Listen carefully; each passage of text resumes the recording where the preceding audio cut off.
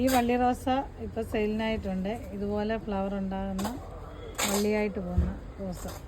ഒരു കൊലയിൽ തന്നെ ഒരുപാട് പൂക്കളുണ്ടാകുന്ന നാടൻ വെറൈറ്റിപ്പെട്ട കമ്പ് കുത്തിയ പ്ലാന്റുകളായിരിക്കുന്നത്. നല്ല ഹെൽത്തി ആയിട്ടുള്ള പ്ലാന്റുകളാണ് സെയിലിനായിട്ടുള്ളത്. ഇതിൻ്റെ റെഡും ഉണ്ട്. ഇതിൻ്റെ റെഡ് കളറും ഈ കളറും രണ്ടിനും കൂടെ 250 രൂപയാണ് പ്ലാന്റിൻ്റെ വില. പിന്നെ കൊറിയർ ചാർജ് എക്സ്ട്രായാണ്. ഇത് ആ പ്ലാന്റിൻ്റെ സൈസ്, മുട്ടുകളൊക്കെ വന്ന പ്ലാന്റ്, നല്ല ഹെൽത്തി ആയിട്ടുള്ള പ്ലാന്റ്.